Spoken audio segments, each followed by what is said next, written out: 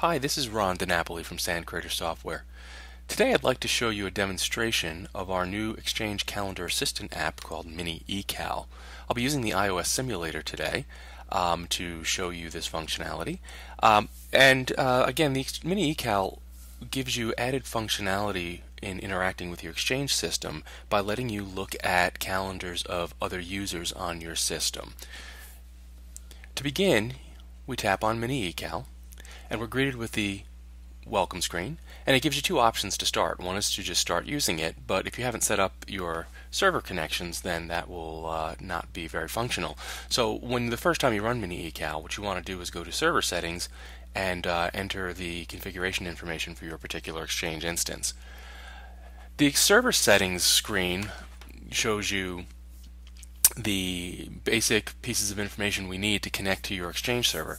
The first one is the server URL, which will usually be Exchange followed by the domain that you're in, and then we also use the capital E, capital W, capital S / exchange.asmx part of the URL to make sure we get at Exchange Web Services for your particular instance. You should check with your Exchange administrator for the exact URL that you need to put in here, as each implementation could be slightly different. After this, you'll put in your username, and again, that's just the username on the system. It's not with the domain attached. Your password can be placed here, and your domain that you log into will be placed in the domain field. The next two options are optional. You can specify a period of time in terms of minutes that the system will forget your password if you choose to cache it in this screen.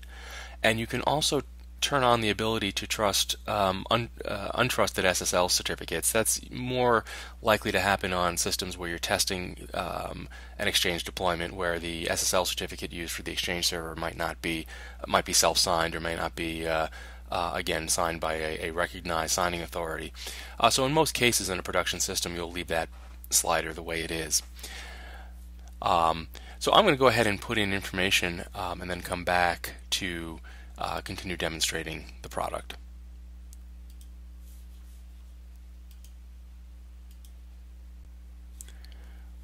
Once I've put my server information in, I get to the main MiniECal screen. The main MiniECal screen shows one of three different query views. One is information about your own calendar, one is information about a group of users on your system, and one is an ad hoc query screen where you get to look at information on one other user. So let's start with me. When you first come in, there is no data here. What you have to do is hit the configuration cog to bring up a screen that lets you specify some parameters for getting information about that particular query. So for me, I'm going to do one of two things. One is, if my login ID is different than my mailbox ID, I can specify my mailbox ID here.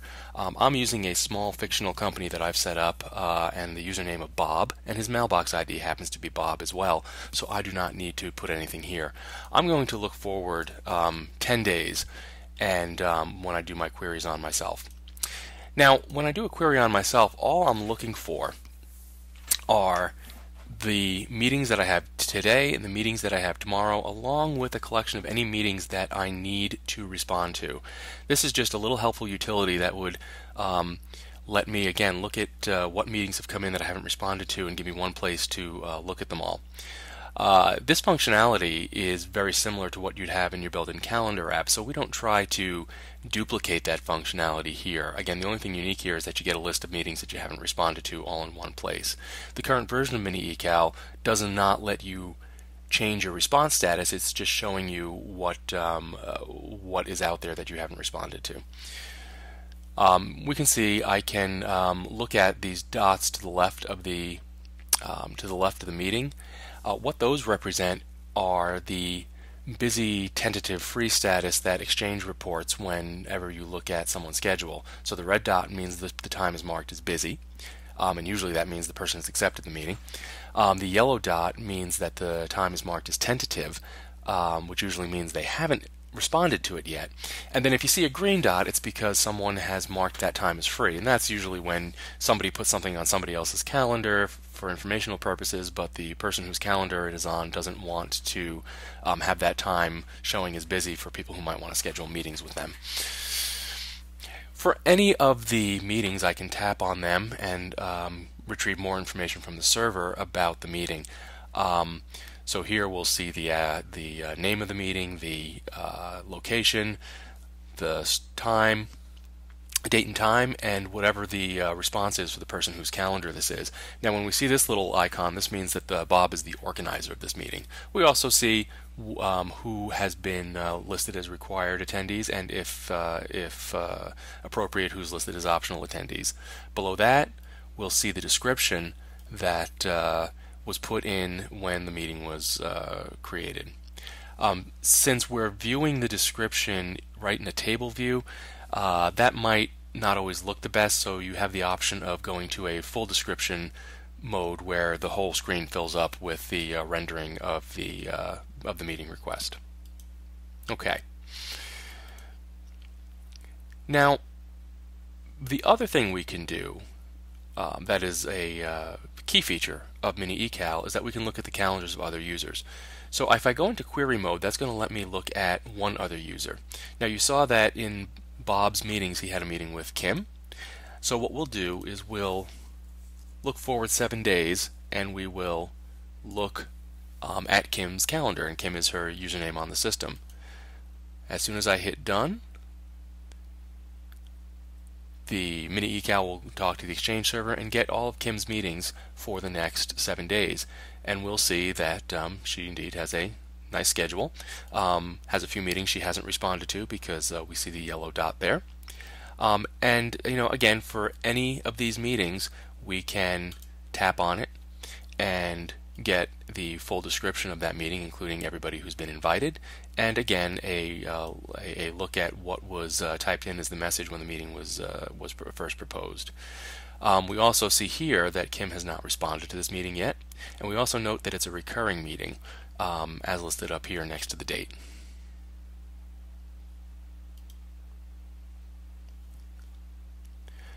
For another meeting, again, we can see that here's one where Kim has responded positively to. Again, we see the required attendees and the description. Now, perhaps one of the most useful features is the group feature.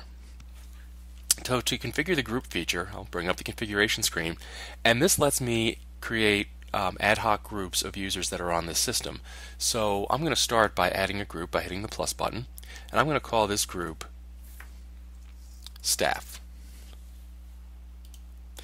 And I'm going to add 3 users to this group, and we'll have Bob in the group. Oh, I'm sorry. We'll have Bill in the group.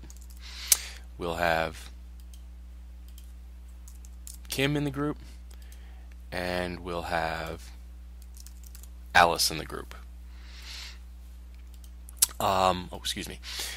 I'm going to save this group, and once I've saved this group, I now have a single group listing that's going to represent those 3 users. You'll note also I saved them locally. I can also save this group to iCloud so that if I'm running MiniECal on other devices, I can access the same group from other devices without having to enter it again. But I'm going to, I suppose I want to look forward at this group for, we'll say, 7 days again. And I'm going to select the group and hit Use Group, and what this will do is this will go pull the agendas for each of those users at the same time and give me a way to cycle through them. So we'll see Bill was the first person in our group, and Bill doesn't have his calendar open for me to see his details, so I just get free, busy, tentative information. If I go to Kim, which I do by clicking on the button here, and you'll see Bill moves over to that side of the device, Kim's schedule is open to me, and I can see what she's doing, and I see everything here. And we'll see we have the button Alice, which lets me look at Alice's calendar as well. And again, her calendar's not open, so I can only see free, busy. And I can go back and forth and cycle between all 3. If I don't have the rights to look at the details, then you'll notice there's no option for me to click on this and have it bring up the details. Only on Kim's do I have that capability. So again, this feature lets me look at a group of people all at once and keep track of what's going on in their calendars. So that's a quick summary of what's available in MiniECal version 1.0. Future features that we're hoping to implement in the coming month or two are, number one, to provide a graphical side-by-side view for looking at a group of people, so that you can look for common times that are open, and also the ability to respond to meetings from MiniECal, so you don't necessarily have to go back to your mail client to do that. Well, thanks for listening, and I hope you enjoy using MiniECal.